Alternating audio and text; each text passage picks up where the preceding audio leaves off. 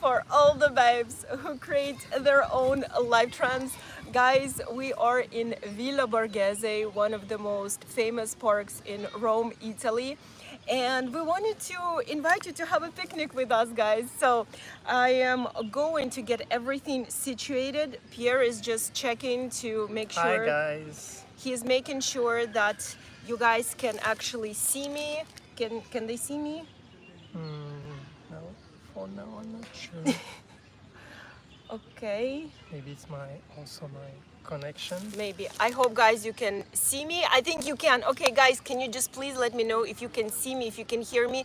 Just say something, write something. Yes? Okay, perfect. All right. Okay, good, good, good. All right, we are. I hope, guys, you can see me. Sorry. All right, perfect. So, guys, I am so excited.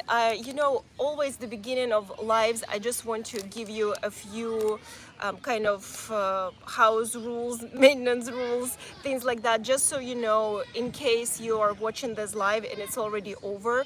I will make sure to answer all of your questions even after this live is over. So if you're watching this and it's already not live, you can still ask me questions in the comments. I will respond. I try to always respond to as many of you as possible, guys, so feel free to do that. Of course, during this live, ask me as many questions. Pierre and I ask us as many questions as you want. Only in French for me.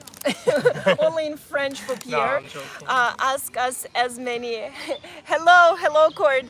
Ask me and Pierre as many questions as you guys want when it comes to Italy travel, when it comes to traveling to Italy, and especially in the summer. And this is what I wanted to talk to you guys about today. Is more about traveling to Italy in the summer, because a lot of you will be traveling soon in June, July, and August. I'm sure you have a lot of questions for me, and I also want to share with you a lot of useful information. And I wanted to take you guys to this beautiful setting. We are, for those of you who just joined, we're in a stunning Villa Borghese that a lot of you will be visiting when you travel to Rome. And we know a lot of you actually come here because for our travel agency, every time we organize trips to clients to Italy and Rome specifically, we always put Villa Borghese, or we try to, right here in the itinerary, because this is one of those magical places in Rome that you honestly cannot miss. I always compare Villa Borghese to the Central Park in New York, and not because it looks it, of course, but because there's so many things to do here, right? There's always, you can go to the zoo, of course, if you have kids and you want to entertain them. That is one thing, of course, to do here. Take a boat on the Take lake. a boat on the lake. Pierre, can you share more while I'm reading the comments? So yeah, you can go to the zoo, take a boat on the lake, you can cycle around. Of course, you can take a small train called Il Dotto. Many things around, and of course from Villa Borghese you have some of the most beautiful views of Rome, especially on the Vatican. So it's always a nice break during your trip. When you're going from one side to another, you come to Villa Borghese and you just refill your energy here, and it's very calm. It's very nice, very nice setting. Yeah. Everything is, it's very, very, peaceful. Peaceful. Yeah, guys, the energy here, and I really hope all of you will come here at some point during your travels to Italy, because like Pierre said, the energy here is so good. It is so peaceful. And if you will be traveling to Italy during the summer months, this park serves as such a perfect escape from all the heat, from all the humidity, to all of you guys, because here, even in the hottest summer day, it's still very fresh, very cool, and you can come here to meditate, you can come here for a run, for a walk, and just really beautiful, beautiful place to be. Really, definitely do not skip Villa Borghese if you plan on traveling to Rome, of course. And I'm going to start reading questions. I see you guys already starting to write questions, but I wanted to show you something. Guys. So Pierre and I actually went to just a typical small I don't want to call it supermarket because supermarket is takeaway big. paninis. Takeaway panini place. And guys, I just wanted to share with you what we got, how much was it, and how much we actually got. This panini is just, guys, so you can understand how huge this bag is. And look at my head and look at this bag. So it's like two of my heads pretty much. Yeah, and we're like, yeah, a little bit like 12 euros. Yeah, this is 12 euros, guys, which is Like about $15. $15. So just so you know, the pizza bianca, which is just a white pizza with, you know, no sauce, nothing on it, was 5 euros for two huge pieces. And then for the mortadella with pistachios, I'm drooling as I'm speaking, it was 3 euros and 54 cents. And then stracciatella, which is my favorite cheese, is 3 euros and 48 cents, guys. And I'll show you what's inside. I mean, you won't believe the amount of food we got.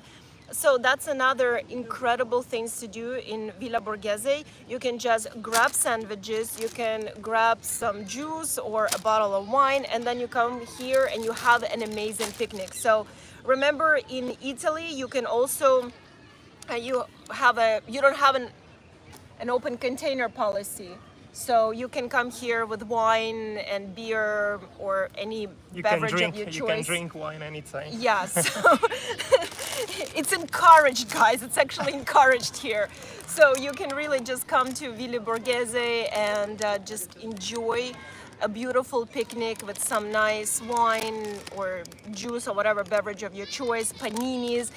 Get yourself also some supli, right? If you are passing by any Sicilian store, get yourself, of course, some any Sicilian delicacy and come here, have a feast, guys, have a feast. Really, food in Italy does not cost much, especially if you know where to get it. You can really eat really well. Pizza to go, exactly. Have yourself nice Roman pizza to go. There's just so much, and you can really have an amazing afternoon in Villa Borghese. So enough talking about Villa Borghese, because I can talk about it all day. It's honestly my favorite spot in entire Rome, but definitely do not skip it. All right, now Questions? Let's do it. So Brandit, yeah, hello Brandit, is saying I have an apartment for August in Trastevere neighborhood. 4 nights. Okay. And she's asking if it's a nice place to stay and well, your business contact, but you can already answer this question. She's from New York. Sure.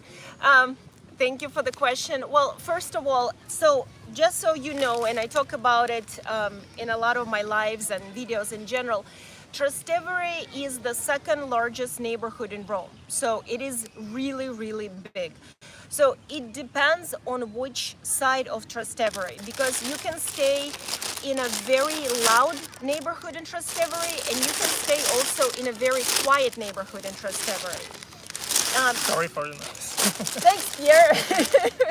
Paninis first. Paninis first.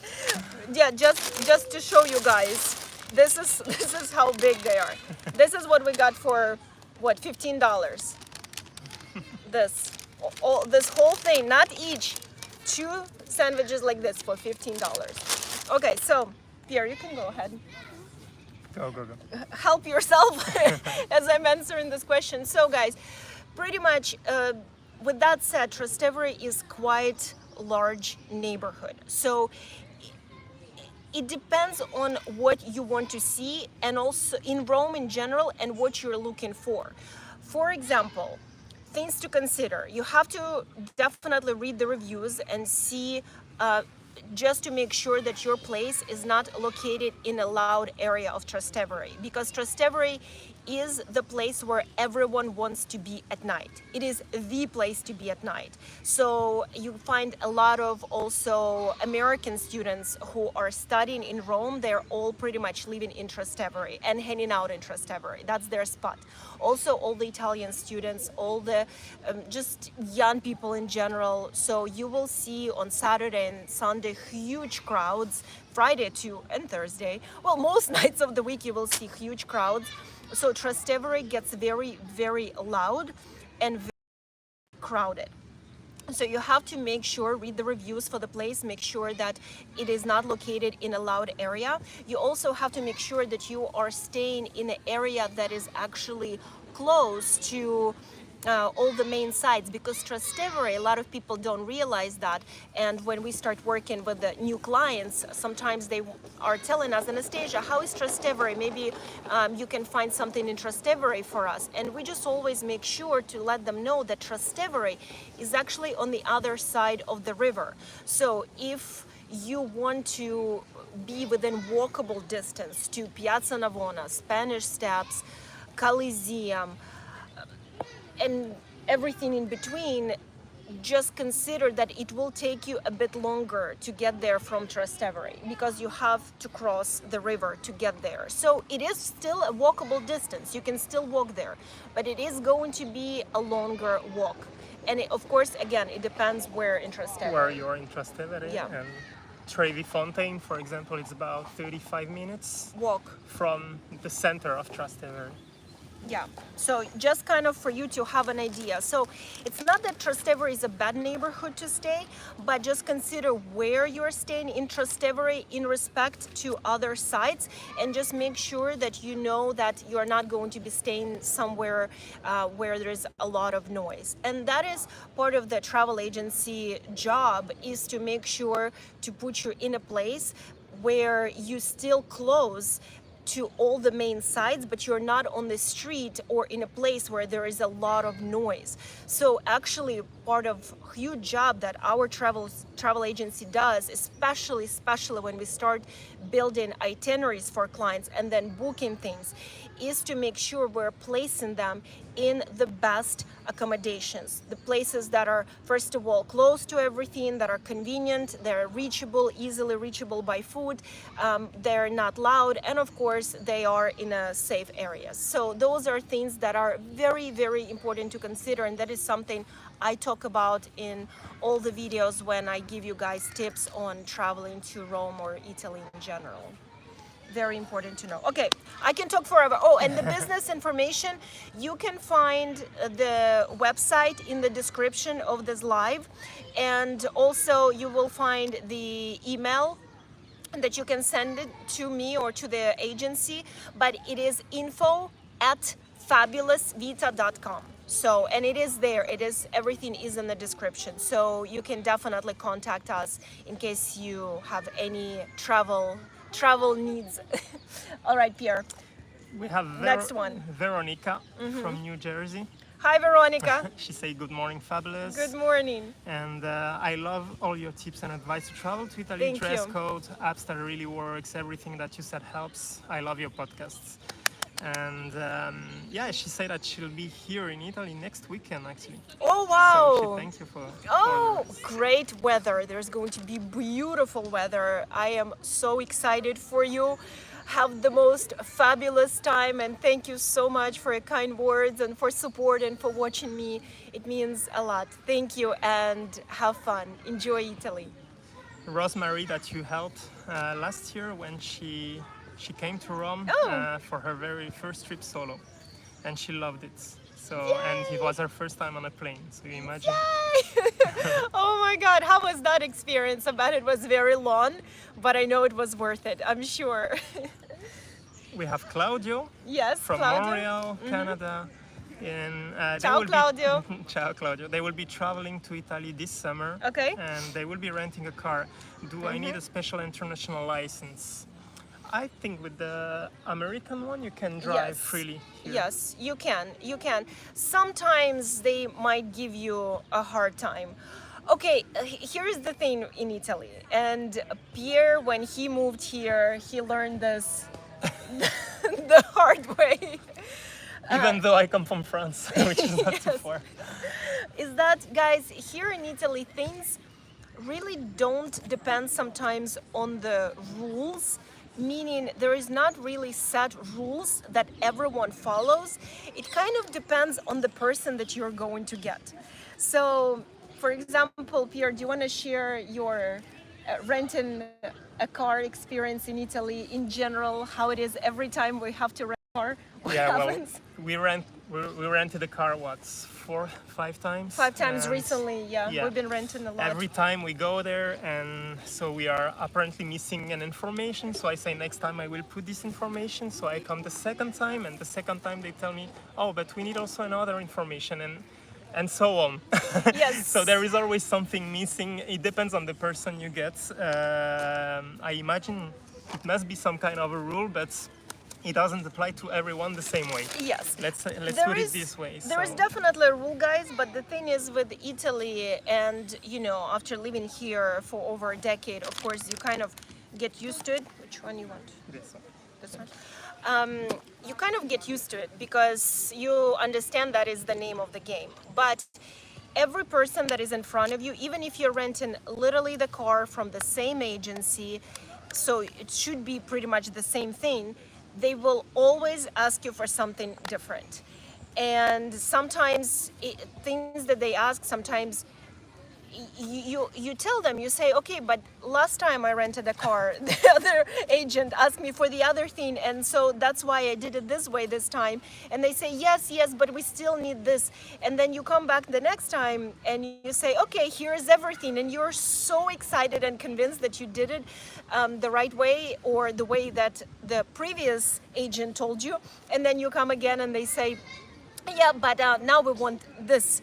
And you say, but you didn't want this the last time. Why do you needed this? So. But if you come at 8 in the morning, eventually you will be departing the car rental about 2 p.m.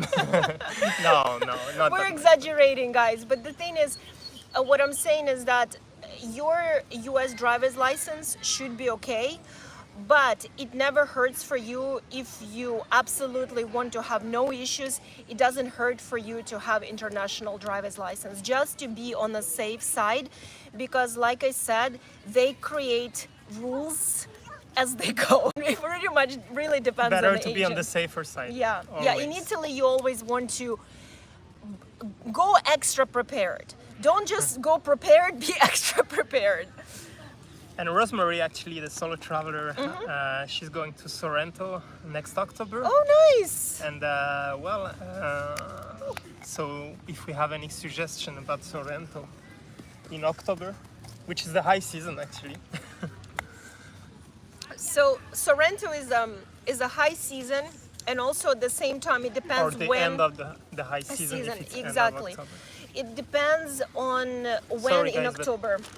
See, you have to, the man needs to eat.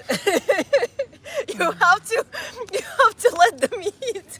Sorry guys, there are priorities here. Pierre, do you want to share with people open the panini show? As soon as I can. No. No, guys, look at this beauty. So you have mortadella and stracciatella Italian fresh cheese. So tasty. Yeah, and you have the pistachios, fresh pistachios In the mortadella. in the mortadella. So this is just incredible, guys. Okay, so anyway, I'm so excited to talk to you guys. That's why I'm jumping from one topic to the next. But so coming back to the Sorrento discussion. Yes, Sorrento in October. It depends on when in October, because towards the end of October, as Sorrento is seasonal, mainly seasonal place, you will start seeing more places starting to shut down. You won't have as many options. You still will have most of the places still will be functioning and open, but you will see kind of for things to start kind of slowly coming to an end, because Sorrento, Amalfi, Positano, Capri, they're seasonal places. That's why when a lot of our clients, they want to come, for example, and see Amalfi in March, we say, yes, you can certainly do that, because the views are always there. It doesn't matter if you're coming in February or in March or in September or in July, the views are always there. But you have to consider that Amalfi is seasonal. So if you want to kind of experience Amalfi at its peak, then I would say anywhere from May to the beginning of October. That's when it's really buzzing with people, but not just people, but just everything is open, everything is functioning, you know, you can really kind of enjoy every place, but you also of course will have to deal with higher prices and a lot more people. That is something that you absolutely have to keep in mind. And there are not that many roads on Amalfi Coast, so it takes a little bit more time to get from one place to another, even if on the map they seem very close, like for example Sorrento, and you want to go to Positano to visit, it will take more time at this season for sure. It can take 40 minutes in low season and it can take an hour and a half, 2 hours in the high season. Depending on the transport you take, but anyway, if it's most of the time it's the road, so it will be car that's private transfer. Yeah. So yeah. Yeah, a lot of times when we organize trips for the clients, we do organize private transportation for them. So for example, if someone is traveling from Rome, we usually get them on the train from Rome to Naples because there is a straight train. And then after that, the private driver picks them up straight from the Naples train station and then takes them to their place, be it in Positano, Sorrento, or anywhere else on the Amalfi Coast. And sometimes we also combine it because it's just such a great way to see also Pompeii. So a lot of times we combine it also with the visit to Pompeii, be it on the way to the Amalfi or when they're done with Amalfi and they're coming back from it, then that's another way to see Pompeii. But if you're doing it that way, I would definitely recommend for you to combine it. This way you see as much as possible of the Amalfi Coast. All right, we have Lucille. Hi, Lucille. That ask best sneakers to wear. Here they are. Showing my my dirty sneakers. Your dirty sneakers. I had to look inside. I'm like, I hope they're clean. No, it's this time. No, It depends so, for what. Okay, guys. So first Fashion. of all, I let you. We go for a walk. yeah, it's gonna be alone. Guys, so first of all, I mean, honestly, white sneakers are the best. A lot of times you guys ask me, Anastasia, what is your sneakers? What are you wearing? These are, guys, LV sneakers. Now, let me tell you, and Pierre will confirm that, I am not an impulsive buyer. I also, and I say this in every single one of my videos, No? I strongly believe in the quality over quantity. Quality for me is everything. So I will buy one thing and I will wear it for 5-10 years, but I will know that it's the best quality that I can get, that it looks brand new even after many years, that it is comfortable, that it still looks good. So I'm a huge believer in spending more, but then wearing it for longer. So yes, I paid more, of course, because these are LV sneakers, but guys, I got them in 2020 or 21. It was right before I went to Greece. So you can see it on the videos, that's the sneakers that I've been wearing. Guys, it is 2024. I mean, they are brand new. They are, look. The only thing, of course, you see some wear and tear, and I also need to clean them because they're white. But I mean, these sneakers can last me another easily a few years. But for big cities in Italy, I think the best is this kind of sneakers Absolutely. that you can walk in the city, not training sneakers, Yes, not the trainers, trainers. but yeah. Yes, because in Italy, the sneakers that we guys usually wear in the gym in the US, they would never wear the sneakers outside. For Italy, to go out, if you're looking for something fashionable and something comfortable, this kind of white sneakers, they are absolutely the best because you can wear them with anything. You can wear this with dress, you can wear it with skirt, with pants, with jeans, and they will always be in style. This is classic. They will never go out of style and they will look good with everything. So if you're looking for something comfortable and also that you can pair with any of your outfits in Italy, then these are definitely the sneakers. And again, guys, I strongly believe in quality over quantity. As a personal stylist, I cannot tell you the importance of investing in quality pieces that always will look good even for many years, even after the purchase. and you also at the same time will look good and it will feel good on your body. Please don't invest into something that is not going to make you feel comfortable, especially in Italy, because you're going to be walking a lot, you're going to be moving a lot, you're going to be sweating a lot. You need to look and feel good. Okay, so that is enough, because I can talk about it for hours. By the way, mommy says hello from New York. Hi, mom. And what do we have here? Is it better to get euros before going to Italy or get them once there? So I would recommend for you guys, and I talk about it in a lot of my videos too, but I would recommend for you guys to maybe have just a little bit on you. Do not bring a lot. Definitely you won't need a lot of euros, because you can pay for everything with a credit card. And I would recommend for you to just have your debit card, and then once you arrive to Italy, withdraw money as you go, as you need them. So definitely don't bring a lot. Keep as little as possible, because one, for pickpocketing reasons, that is number one reason. If Two, you go through the station. especially if you're planning on using metro, anything, definitely. Two is because you really won't need a lot of cash here. And if you are concerned about tipping, guys, and again, I talk about it in all of my videos about tipping in Italy, you don't have to tip we don't have the tipping culture in Italy as there is in the US. In a sense, if you really, really liked the service, let's say at the restaurant, you can leave 5-10 euros at most, but there is not this percentage of, if you had a meal for 200 euros, then I have to leave 20%. It's not how it is in Italy. It doesn't work like that. So you won't need a lot of cash. If you feel like tipping, then tip your driver or tip your waiter, but it is not expected from you, just so you know. And if someone is expecting, that is not right. And trust me, any waiter in Italy is not going to expect a tip from an Italian. It doesn't. You do it only if you really received an amazing service and you really want to thank your waiter. It's the same in France, It's right? the same in Europe in general. 2 euros is just to show that you appreciate the service. But when I went to the US, I realized how much the tip were, and for us it's very unusual. Here you leave some coins to show that you really enjoy the service. And it's not expected to leave 10% or more for that. So Yeah. you shouldn't worry about tipping too much. And also in big cities like Rome, they include it in the bill, as Anastasia says in her videos.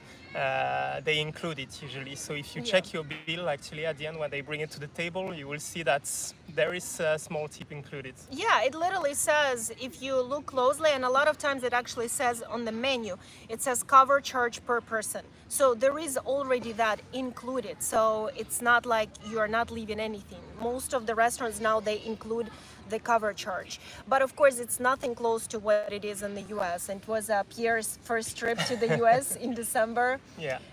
He went to New very York. Yes, it was, of course, it was very different, but he loved it. I loved New York. I love the US, and I will go back for sure.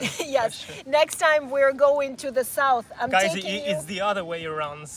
For European going to the US, it's kind of a dream, and like when you come to Italy, it's a travel of a lifetime, and if you can do a few, it's even better. But for us, the US, it's what we saw on TV since we were younger. so yeah. Yeah, So it's yeah. very People good. in Europe, guys, dream about going to the U.S. It really is the other way around. And next time we will go probably to the south.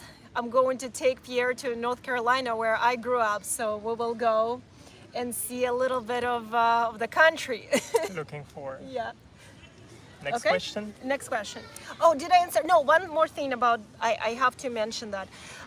Guys, make sure that if you're going to withdraw the money, that you will only do it from bank ATMs. Please, please, please do not withdraw the money from standalone ATMs, airport ATMs, train station ATMs, just Attached to small any, supermarkets. exactly, attached to any kind of kiosks, ATMs, only bank ATMs. You see the bank, it is safe, guys. Otherwise, avoid at all costs, because it's going to charge you an insane rate. It's just not worth it, guys. So to sum it all up, excuse me, definitely don't bring a lot of cash with you. Bring just a little bit, and then for the rest, when needed, use your debit card at the bank ATMs to withdraw your money. And be very, very, very careful, especially in the buses, in the metro, or if you plan on using public transportation anywhere. Be very careful,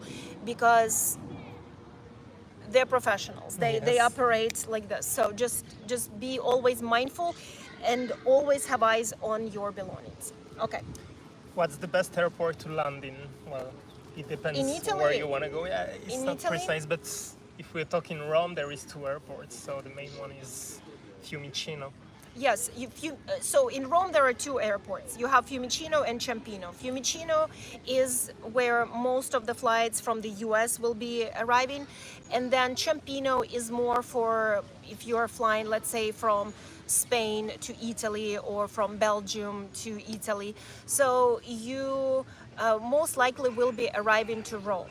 Now, Florence also has quite popular airport. Milan, of course, Naples. So it depends where you're going to start your trip, and also it depends on where you can find the best deals. Because I know when we work with American clients for our travel agency, most of you, me included, prefer to get our travel tickets with points. So just see where you can get, of course, the best deal when it comes for the tickets, and also at the same time which part of Italy you want to explore.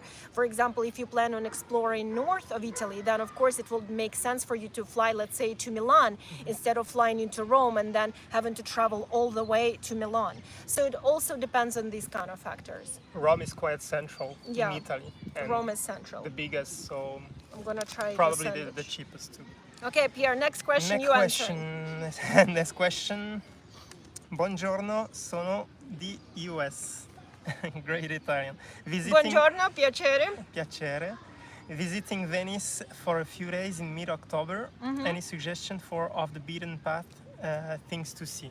Pierre. Yeah, actually in Venice you can find a lot of guided tours with locals that they offer this kind of the beaten track tours actually, because of course Venice you can stay maximum 2 days and you will see all the highlights. So San Marco, Doges, probably the islands around, but once you did that there is not much. But what's great is to have a really local experience with local guides.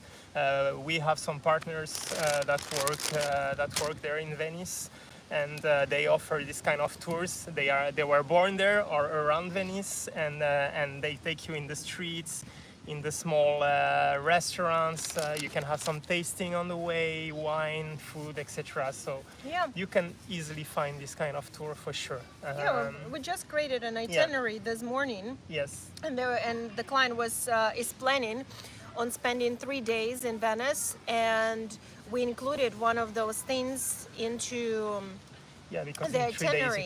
you can Yeah, do that. and you can also go and see, for example, if you are into, of course, glass, you can travel to Murano or Burano, see the whole glass production. You can even have a tour with them to see how Murano glass is produced, which is, of course, such a unique experience, how the masters literally blow the glass. I mean, it is a very unique experience. And just discovering hidden gems in Venice, right? The leaves are falling. In spring. It's spring. Is it is worth it to buy a food tour in Rome? I did because I want to avoid the line and visit as many must-go restaurants and bars in Rome. I had a fight with my sister. She doesn't want it. I won. Good. Hold on, which There is fight over tours in Rome in the is families. Is it any food tour? Yeah, food tour. Is it better to get a food tour with a guide rather than going by yourself and try the restaurants? Depends on the experience you want. I mean, I'm going to be honest with you. You guys know I have 2 food tours in Rome. I have an incredible team who hosts them.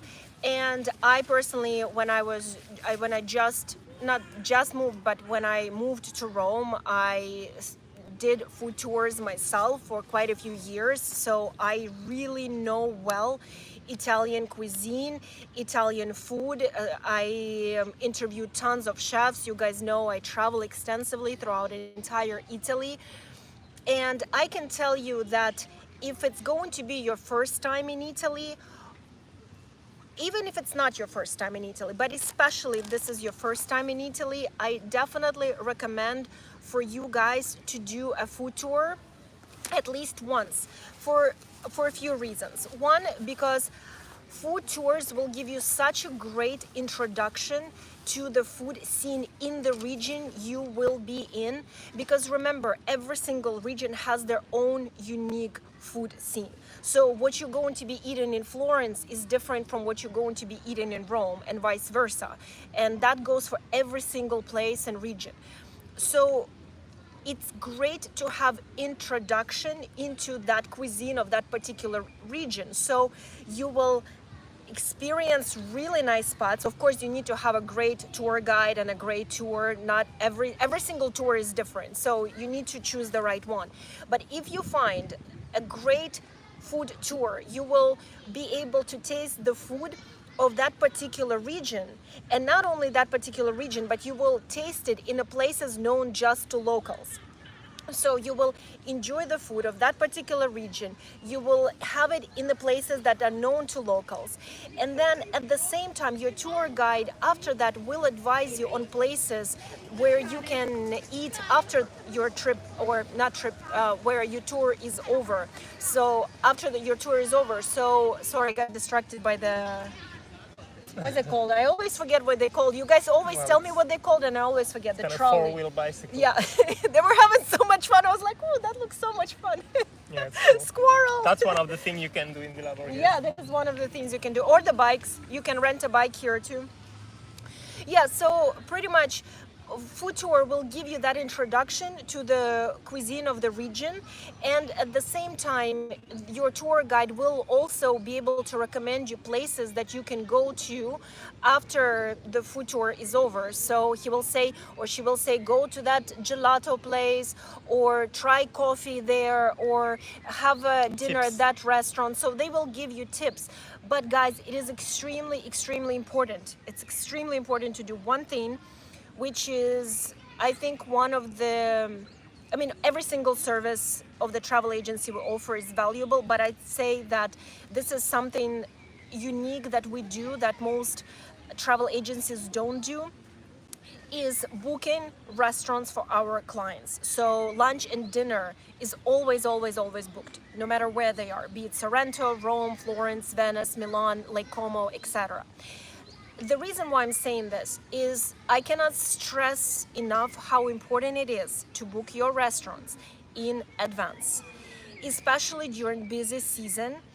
And I have to say this and repeat this over and over again, because I see this happening all the time, and I hear this all the time. Every single day I have calls with clients, and every single day, especially right now because people are starting to plan their trips for September and October, every single client, and Pierre knows, every single client thinks that September and October are their low season months. It was actually a nice question. Is October a busy time?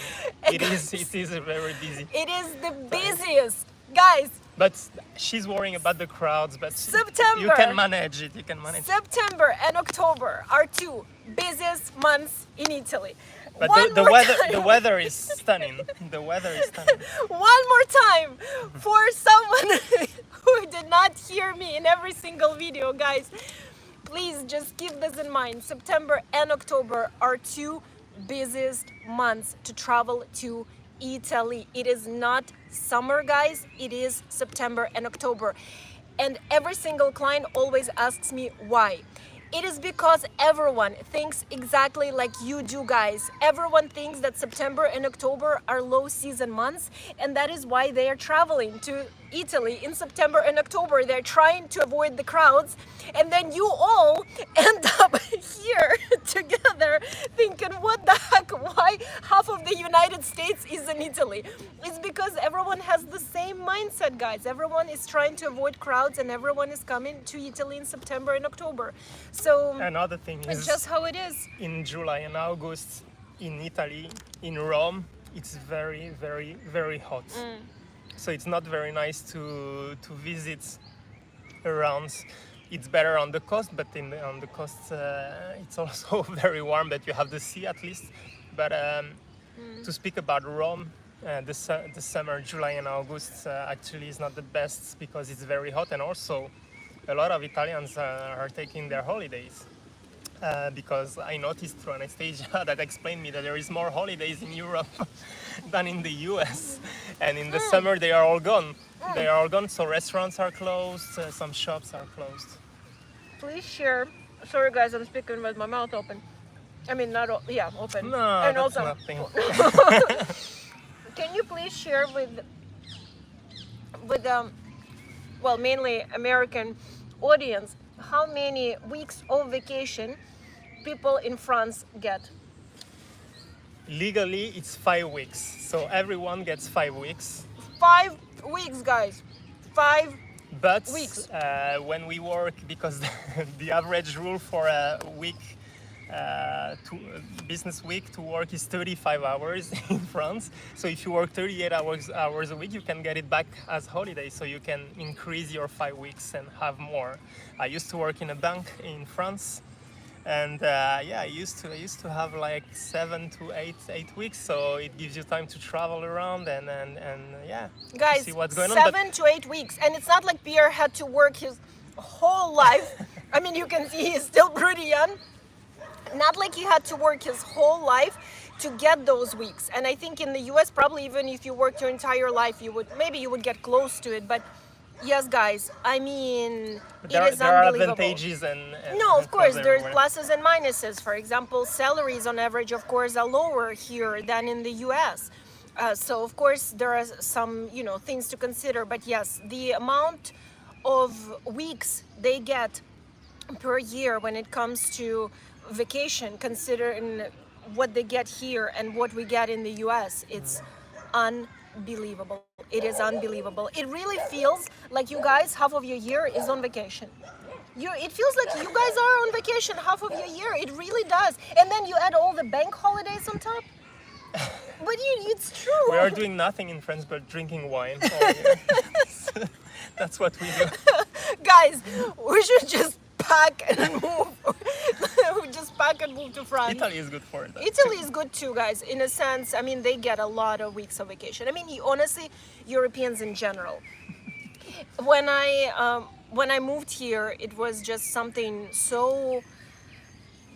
It was a culture shock. In a sense, I was already, of course, I knew it, I expected it. I did a study abroad for 1 year when I was 19 from the US to Italy. So I already knew how it is, but I realized the depth of it when I, of course, started living here on a permanent basis. I mean, guys, it is unbelievable. The amount of vacations they get, the amount of bank holidays, and then on top of that, I think that always what surprises me is that if there is a lunchtime, everything stops, including banks, right? Yeah.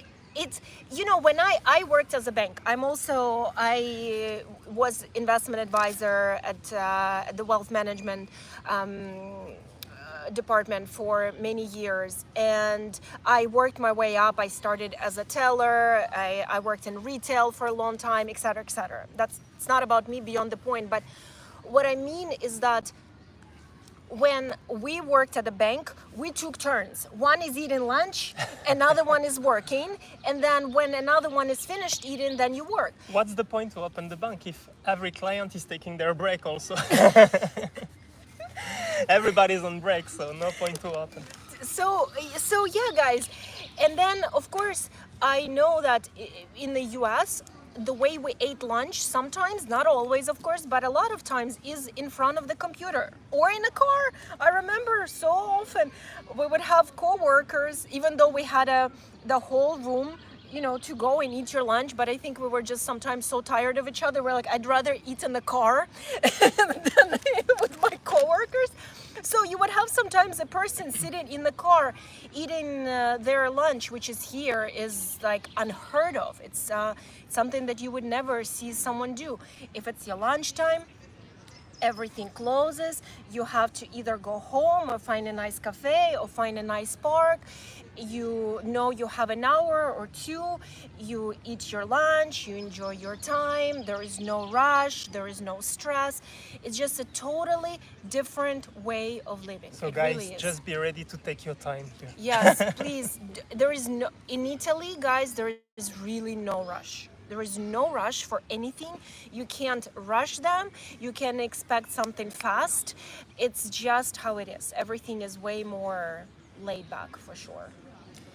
Carrie, she's asking, she's staying in Assisi and visiting Rome at the end of October. She would like Assisi recommendation. We actually made a trip for clients that they wanted to see the San Francesco Cathedral, which is a very well-known cathedral.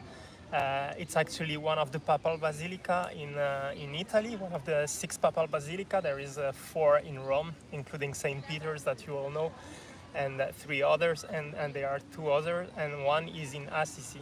And Assisi is a beautiful, actually, town, let's say, to see in a day, especially if you're into religion. There are some nice guided tours in there that you can make, and you can also enjoy the slower pace life, because it's a little bit closer to Tuscany. So yeah, it's definitely a nice town to see, I think. Cultural and also and like you said, food. especially if you're into religion. Yeah, and if you're into religion, yes, this is definitely a place to discover. Guys, I want you to see. I don't know if the camera can catch it, but a stracciatella is starting to melt into pizza bianca. It is heaven. I know you guys probably just waking up and you're having your coffee and you're probably not ready for the whole sandwich situation, but it is so good. We have an interesting question here. Okay. Piece of advice I hear often. But are you reading all of them or just the questions? I can read in between. Yeah, Did I miss something? Sorry, because there are a lot, so I can miss some bus. I just want to make sure I'm saying hello to everyone. Yes. So wait a second. Oh yeah, we had like for Indians, Italy and Europe is a dream. We had that comments, and then I think I didn't miss the rest. No, so we are on track. Good job. Piece of advice I hear often is to book guided tours before traveling to Rome to skip long lines. But if everyone is following the same advice, do we really end up skipping lines and saving times? Actually, yes. Yes. Actually, you will save time. Why? Because first of all, not everyone is booking guided tours. It depends on the way you want to travel. And but for big sites like Colosseum and Vatican, we definitely recommend to take a guided tour for many reasons. Because first of all, it will make the place come alive, let's say. Because if you see ruins by yourself, it's just ruins. But if someone tells you the story behind it, it's a completely different experience. The second reason is that only the guided tours in Rome are allowed to skip the lines, and there is a skip the line, because there is a huge line, and every client that we send in our guided tours, they don't wait. After 5-10 minutes they are inside the Colosseum actually. So it helps. Not everybody take skip the line ticket. So we would really recommend to book a guided tour, at least for the big sites. Yes, and definitely, thank you. And definitely do your research, guys, when it comes to tours, because just like I said about food tours, and we've been talking about other tours, just also make sure that if you are booking a tour, you're booking a legit tour. And also that you're getting it from a trusted website and that you're reading the reviews and you know it's going to be a good tour, because a tour guide, in my experience, can make it or break it for you. It really is. You want someone who can provide you not a tour but an experience, and like Pierre said, you want to find someone who can make things to come alive for you. So it is very important to find tours who are just that will really not just tell you the facts, this is this is the year, but also make really things come alive. And when we were selecting partners for our travel agency, tour guides, it was a very, very intense and rigorous process that we went through to make sure that we are really giving our clients the top-notch tour guides,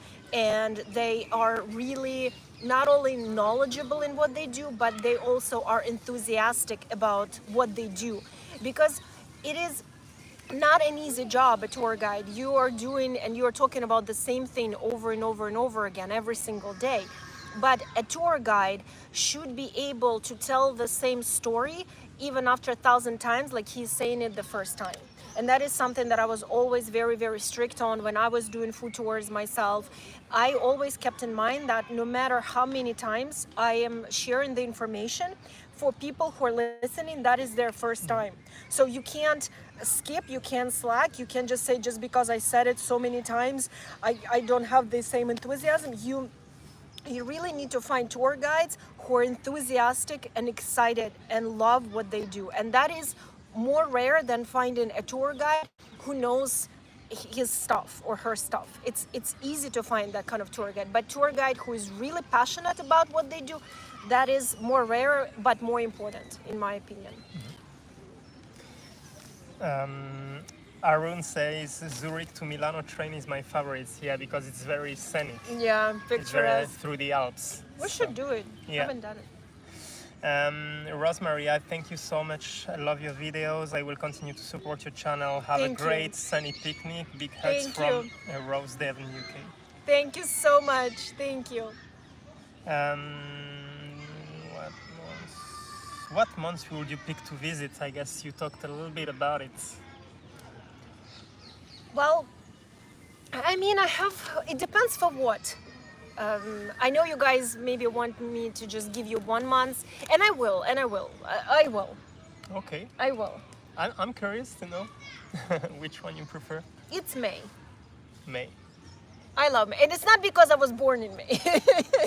It's because... It's just because you're waiting for a surprise for your birthday. That is it. No, it's because I think May is it has everything that you can possibly want.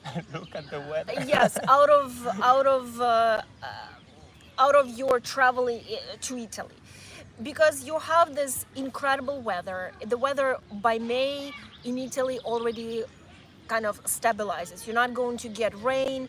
You're also not going to get this insane heat. You will also not going to get humidity that is going to hit every single place in Italy in June. Everything is not overcrowded. Exactly. Everything is alive. Everything is green. Everything is blooming. It is absolutely stunning all over Italy, and it is still not yet overcrowded, like you said. It is still tolerable. Yes, it's busy, so don't come to May in May to Italy and be like, you told us, Anastasia. No, it's, of course you already have people all over, but it's nothing comparing to, let's say, September, October. So it is a beautiful month because, again, it's still fresh, it's not hot, it's not humid, you're still not going to have just crazy crowds. And I love also just the newness. People are excited. People are excited for the summer after the long winter. So everything is blooming. Everyone is in a good mood most of the time.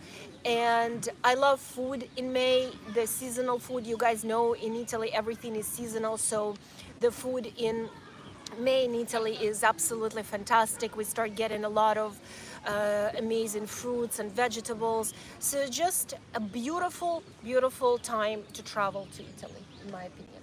And of course, True. it's my birthday. Yeah. Most importantly, actually. All that introduction to say it's your birthday. I make sure Pierre remembers this way before the birthday begins. 2 years before, you mean? We start You're thinking about because the other one you already remind me.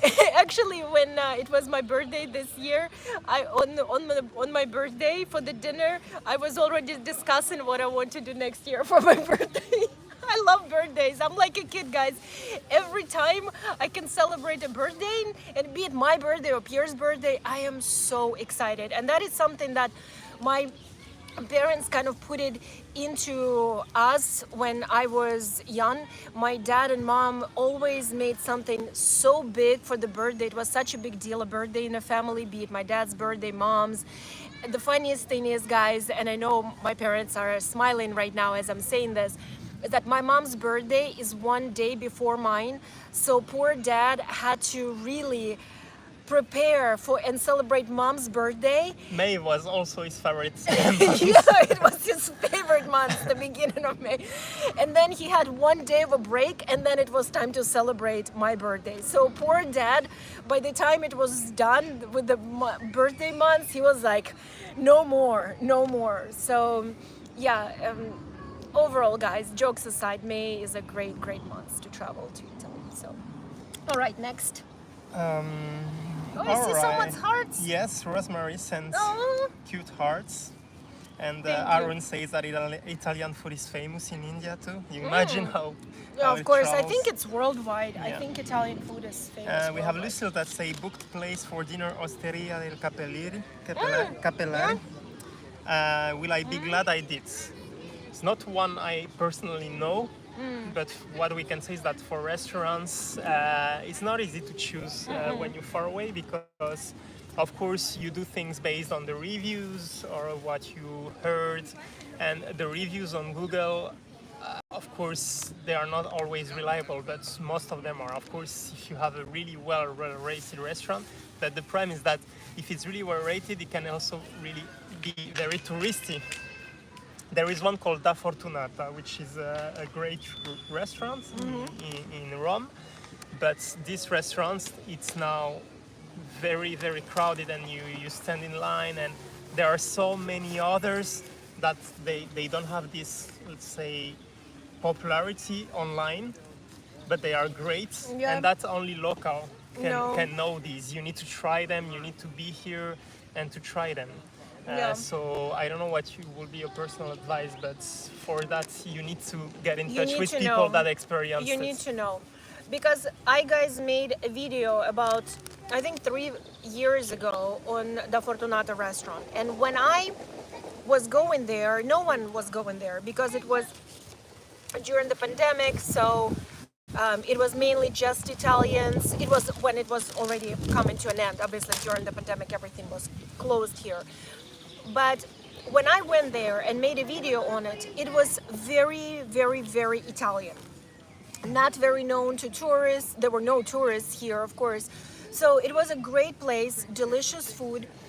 And then slowly, as people started traveling again, as tourists came back to Rome, they did an incredible job with marketing, and I'm sure I contributed to it because I said how good the place was. And yes, they became so popular, and the reviews are now mixed. I haven't been there in a couple of years, guys. I'm going to be honest with you. But I know that reviews are mixed now. Here is the thing with popular restaurants in Italy in general. Some of them, even that are very, very popular, they still were able to maintain a high standard of food. And Pierre knows which restaurants I'm talking Yeah. about because I took him there. No matter how many clients they serve, how many years, they still top. And that's why they still have Italians who go there. Some restaurants, unfortunately, they now at this point just feed off their popularity. And in my opinion, some of those places that I know and I sometimes occasionally go and check them, and I always say, never again, never again, not worth it. So just because a place has lots and lots of reviews, like thousands of reviews, and maybe someone from the US is praising that place, it doesn't mean that actually is a good place. It doesn't mean that actually locals will go there. You also have to understand that standards for food of an Italian who actually lived here all their lives, or someone, for example, like me, who spent over a decade here, we know we're so used to the best food. And even, you know, when Pierre moved here, he was like, oh my god, the food in Italy is just, it's the best, it's the best. It is. And especially when you know where to eat. But maybe if you are coming from the US, and I think that is why, unfortunately, a lot of times tourist traps have such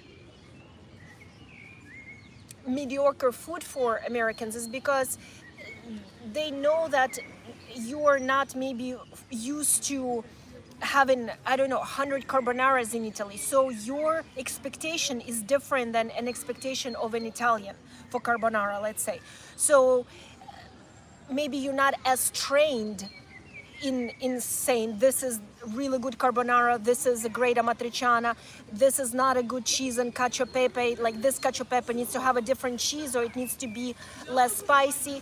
So that is why a lot of times when you read reviews and you see a lot of reviews specifically maybe from someone in the US and Canada, you have to be a little bit careful with that, because standards, like I said, of an Italian for a restaurant and standard of someone from the other country, no matter what country it is, for an Italian food is different, because we live here. So the palate is so trained, guys. When I came here many years ago, I mean, I couldn't tell this is a good carbonara, this is an okay carbonara, this wine is fantastic, this one is not. Now I can look at a dish, I can smell the wine, and I can already tell you what is going on. You taste so many things, your palate becomes so accustomed, you know. So I would say, even when you do your research online and you read the reviews, don't just assume because a place has a lot of reviews automatically that's a great place. Also see who is writing. Are Italian leaving reviews, or mainly Americans leave reviews? And also, just don't go straight for mostly highly rated restaurants, right? Yeah, no, it can be a sign of good food, but not absolutely like you explained. Yeah, and also remember that European standard for rating is a little bit different. You're talking about French people there. I know it. Guys, it's the funniest thing. In Italy and in France, of course, 4 stars is actually pretty good, right? It's very good. It's a good thing. 4 out of 5. It's I good. couldn't believe it. Pierre and I had so many discussions It can about always be better. See, that is the mentality of most Europeans, that it can always be better.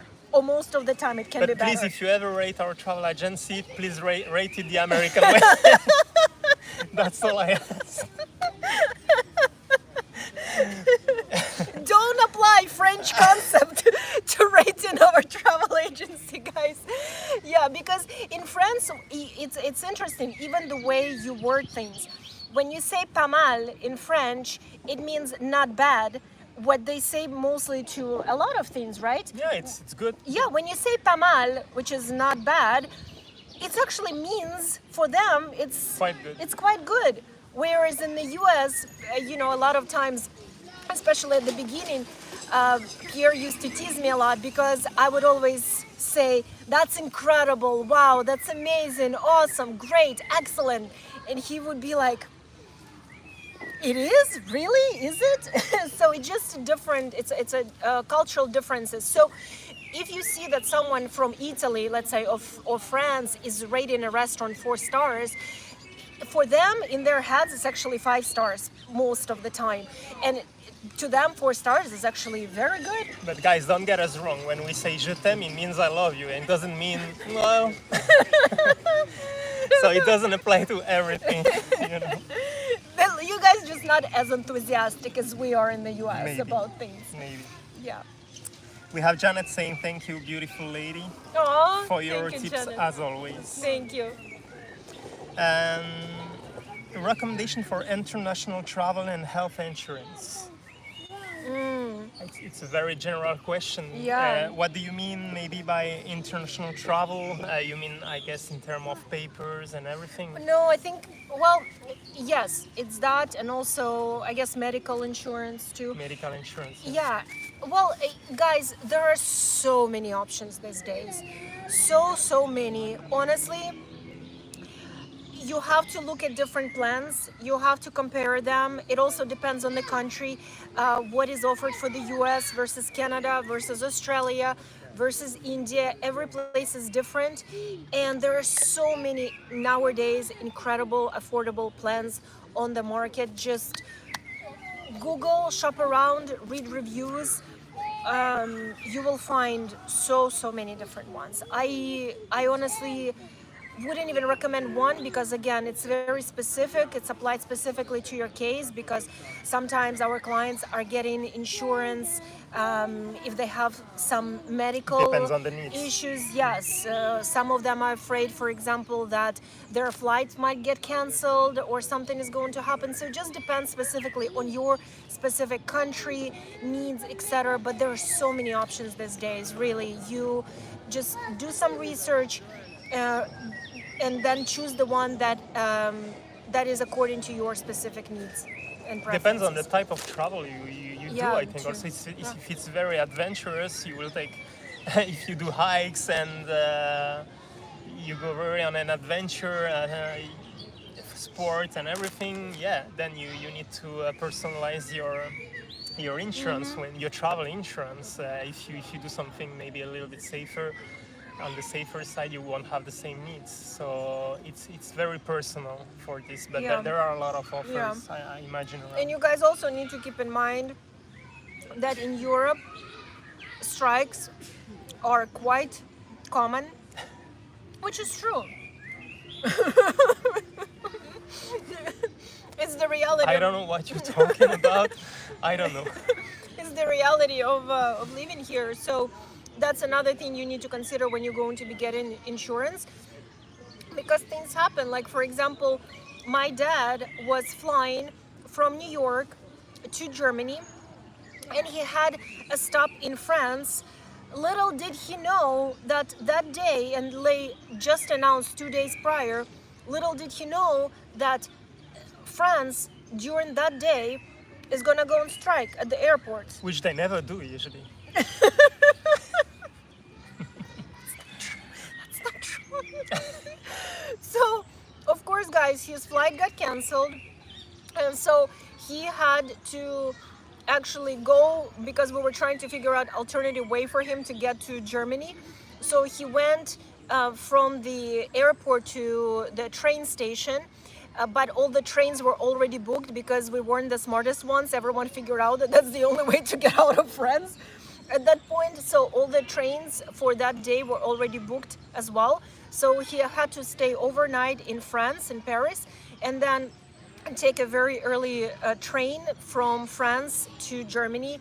And so he arrived not a day later, but at least 14, 18 Yeah. hours later. So the point is, guys, is that just be aware that these things happen and prepare for them as much as, of course, as possible. And that is one of the jobs of the travel agency, because recently it even happens inside the country. We had clients who were traveling from Rome on a day trip to Naples, and at that day there was a train strike. Announced the day before. And 2 days before. announced 2 days before, very kind of them, to let people know 2 days before that they're going on strike. So of course it was our job to completely change everything, reschedule everything, take care of all the different nuances to make sure that the trip is still happening, and of course that the client is rebooked, rescheduled. And it's a lot of work, because if you don't speak the language and if you don't know what to do, it can be complicated. Because if you call in English, a lot of times, unfortunately, in Italy, you're not going to get a lot of help. And People, a lot of times what they do, they just go online and they buy new tickets, or they rebook it, not knowing that if you call, there are numbers that you call, they can rebook you actually for free if it's due to the strike. But there is a lot of little nuances, and that is why a lot of people come to a travel agency who is specifically located in Italy, because we, first of all, we get all the notifications earlier than everyone else, and two, we are able to react right away on the spot and to be able to help clients to make sure that their trips run as smooth as possible. That is a big job of a travel agency, is to make sure, guys, that you have a stress-free, Peace of mind. exactly, and carefree vacation, and it is a huge part of our job. So Okay, what do we have here? Which country do you really want to visit that you haven't yet? in Europe, It doesn't say. I guess it's worldwide.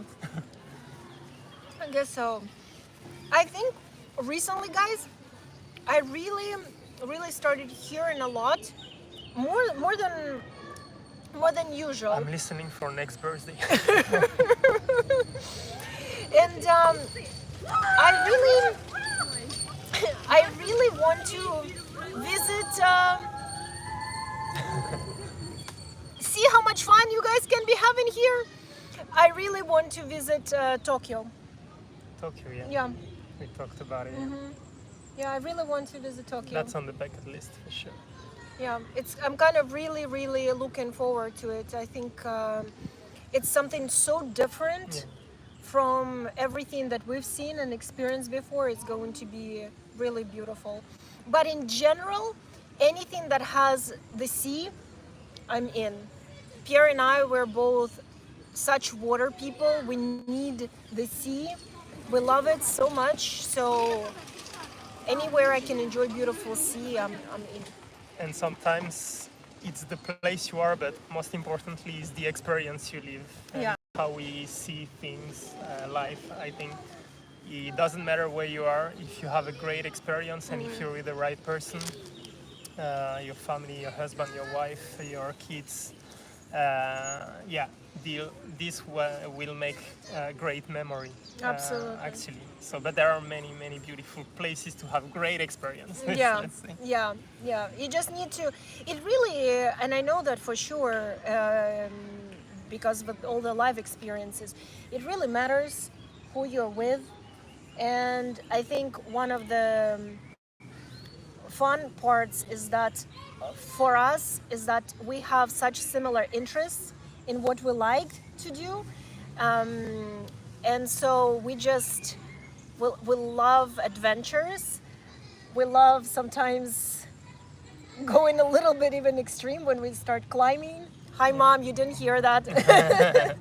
So we love to kind of sometimes to be adventurous, sometimes push our limits, and it's fun. It's fun exploring together, discovering something new. That's why when you come to Italy, it's a very important trip. But as I always say to the client I have the opportunity to meet, I tell them that they should plan a lot of things and do as much as they can, but most importantly, they should enjoy this time and because you never know when you will have the chance to come back. So you have to make the most out of it. So it's also about the moments you will live around the dinner, around the lunch, in a picnic like this with your family. Maybe when you will come with your with your partner, and it's all about the moment you will live. So these moments make great memories, and everything make great memories. Seeing the Colosseum make great memories, but if you see the Colosseum and you share it with the loved ones, it's a different story. If you go to a place, very authentic place, but you share it with the right people, it's a complete different experience, and the memories come from there. Do you remember this time we were in this small restaurant in Italy, and we were laughing, and do you remember this pasta, and that happened, and this happened, and that will make all the memories about your trip in Italy or anywhere else. And that's our philosophy. When we work in the travel agency, we are trying to make a trip that we will do for ourselves. Yeah. That can be memorable, actually. So, yeah, for us. I guess that's Yeah, very important. it's extremely important. What do we have here? Mm, which one? Isn't May a high season? I thought that from March, April, it's already crowded in Rome. Yeah, actually, Yes, I went to Rome in February and it still was pretty crowded. Rome is crowded all year. guys, this is Rome. It's one of the most visited places in the world. So of course it's going to be crowded, of course. But like I said, if you compare May to, let's say, later in the year, in the summertime, or in September and October, it's still way less crowded than is going to be here again during the summer or in the months of September and October. Yes, if you compare May to March, of course, it's not comparable because you will have way more crowds in May. But you also have to remember that March is, in my opinion, honestly, one of my least favorite months. Not because it's Pierre's birthday and I have to plan it. No, I'm kidding. But it's because the weather in March, unfortunately, in Italy is quite unstable. It rains a lot, and unfortunately, it's hit and miss sometimes. But if you're trying to avoid all the crowds, of course, if you really just that is your primary goal, then yes, March can be a good time to visit. The second part of November can be a good time to visit. The months of January can be a good month to visit. But again, you have to consider other factors. Like I said, you have to, of course, consider the weather. But like I said, if you want the best of all the worlds, in my opinion, May is one of the best months. We have Candy. Candy, if I book skip the line tours now for middle July, will I be cancelled? I heard tour companies don't actually get the tickets until 30 days in advance. Yeah, there are reasons for that. It's because, for example, Domus Aurea or train tickets. I let you explain. No, you go. So the thing is that yes, you will book with the company travel agency. You will book with the company the tickets, and they will promise the ticket for you. So they will reserve them for you. But the thing is that, like anyone else, they can get the ticket a little bit before the individuals, any people, but still. Sites sometimes release the tickets very late, especially in Italy. You have to wait 3 weeks, 1 month before, even us as a travel agency, to book it for our clients. So we have to explain to our client, that's why you don't have your tickets now, you don't have your regional train ticket, you don't have your Domus Aurea ticket, for example, a hidden gem of Rome. So yeah, we always need to wait. That's why we are constantly, every almost single day, checking. We are checking if it's open, because sometimes in 1, 2, 3 days it's sold out. It's sold out because it's very popular, and yes, but will you be cancelled? I don't think so. Normally, no, because Unless if you book, yeah, it depends on it depends on the company that you're working with or you're getting tour from. Because, for example, with us, it never happened that we promised something to clients and then we weren't able to deliver. If you promise something, you obviously have to stand by your word.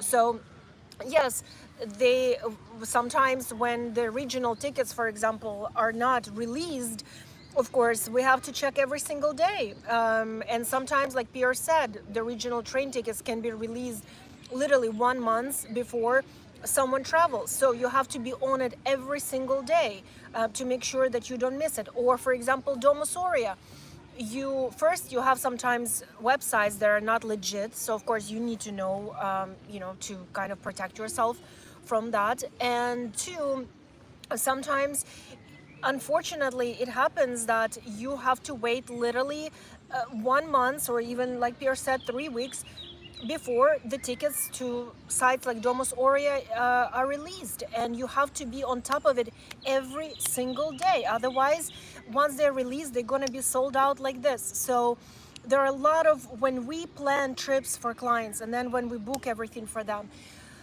the amount of details and times and back and forth, everything that we as an agency have to do, the amount of work it's really it's countless hours, days to prepare, weeks weeks, if not sometimes months, depends on how long the trip is, to make sure that everything from works from A to Z.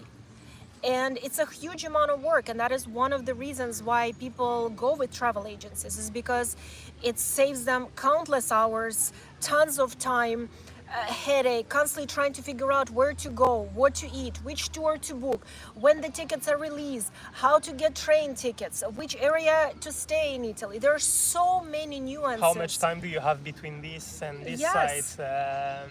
Yeah, how much time do you need before getting to the train station, and how much time you will need to get to your hotel? It's very a lot of details that we Absolutely. have to think about actually. But it's in details that the trip becomes like great, Alive, because of course. if there is something that doesn't work at some point and it's not well planned, then the rest after doesn't go well because you're late, and then you don't manage to get to your next visit, etc. So yeah, it's a Yeah. lot of stress too. So that's why we are here also to take on our shoulder this Yeah. this responsibility. Yeah, it's true. Do you have any recommendation for trusted guided tours in Rome? Any specific websites to use? Websites, well, we offer guided tours for our food concierge, tours, well, our yeah. concierge service. So Otherwise, for- we have partners, but of course, partners, we work directly with them, so it's not really a website Exactly. because it's the So- connections we have here in Italy. So. Exactly. So to answer your question, for our clients, we don't book through the websites because, of course, we have partners throughout entire Italy, from Lake Como to Milan to Venice to Florence to Rome, Naples, etc. So we work directly with our partners for, let's say, a tour to Colosseum or Pompeii or Uffizi Gallery. So we don't personally, again, work through the websites. We have incredible trusted guides, and that is another reason why a lot of people go with the concierge service of our travel agency, is because we really provide them with the trusted, high quality guides. Now, if you are not working with a travel agency, I would recommend Airbnb. I love Airbnb.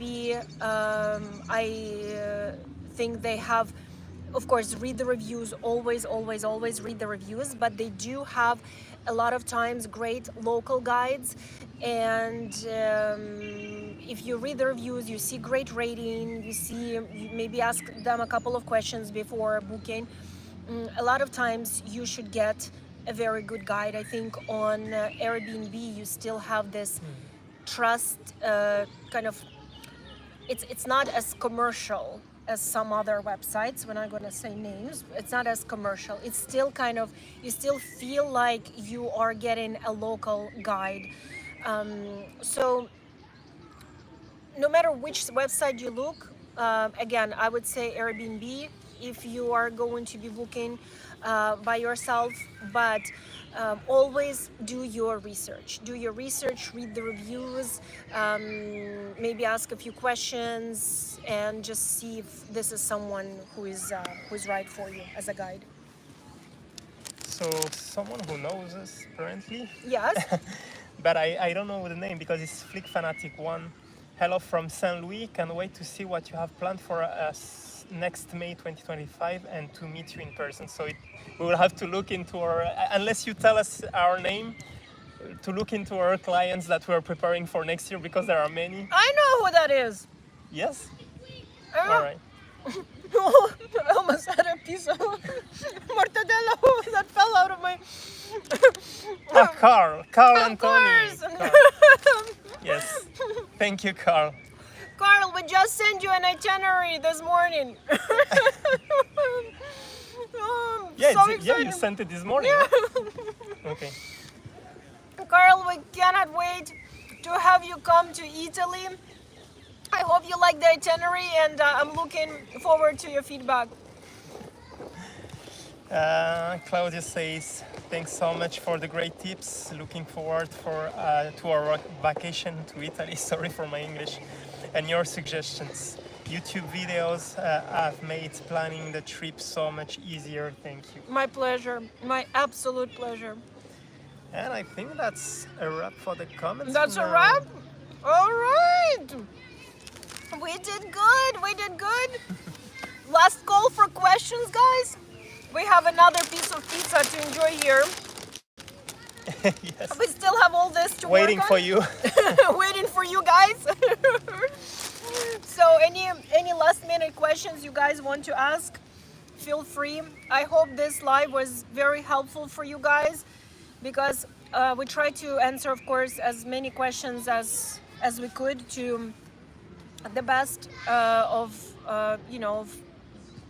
course, any question you can expand on and talk for hours, because you Yes. guys always ask us really good questions. Well, And there are kind of many videos now but out there. yes, exactly, So like you can extend the topic very far. like Pierre is saying, I made throughout years so many videos, guys, and I'm continue to make them, and I will continue to make them, because this is something that I truly passionate about. Pierre knows how much this channel and you guys, my community, mean to me.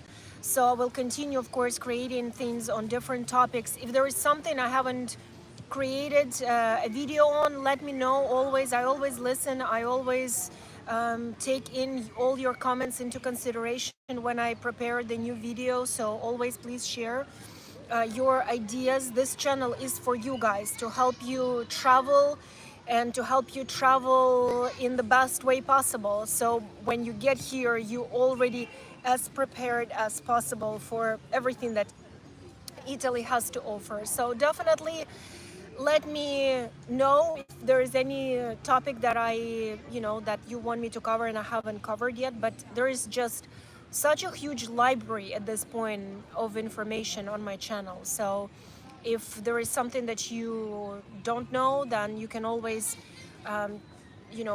look up on my channel, be it train system, how the train system in Italy works, or what's the best time to travel to Italy, or a restaurant etiquette, or tipping in Italy, whatever it is. There is tons and tons of information on my channel about it. Yes. Anything? Looks good. Save me a piece. Save me a piece.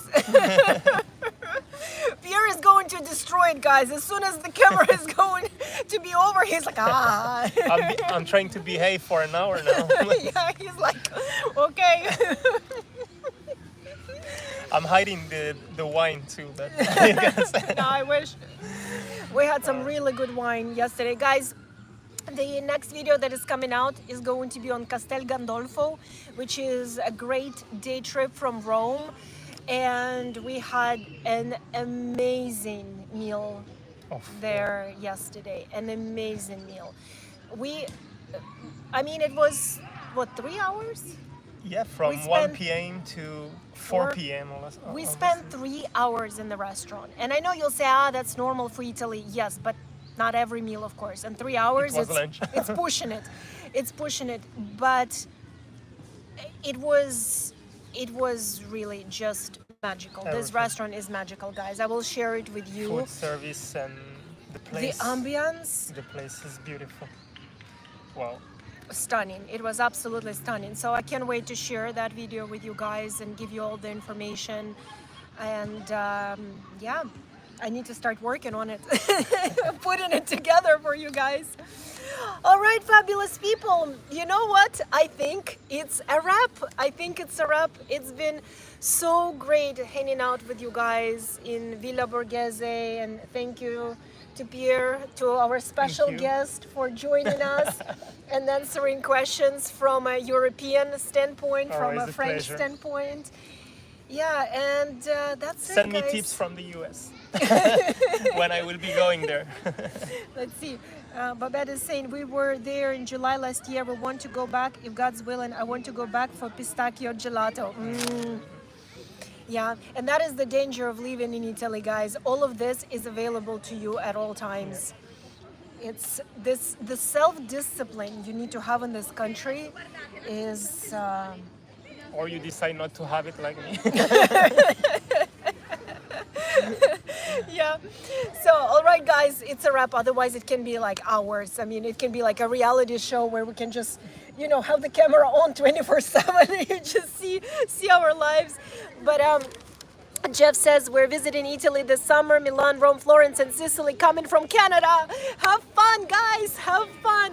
All right, guys, it's been such a pleasure. Thank you for waking up early, for spending this beautiful afternoon, our time with us.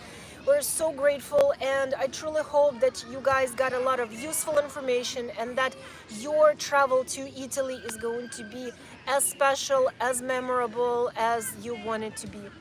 All right, it's a wrap. I never know how to turn this thing off, guys, so I pardon as I'm always You might see us eating for an hour. in silence. All right.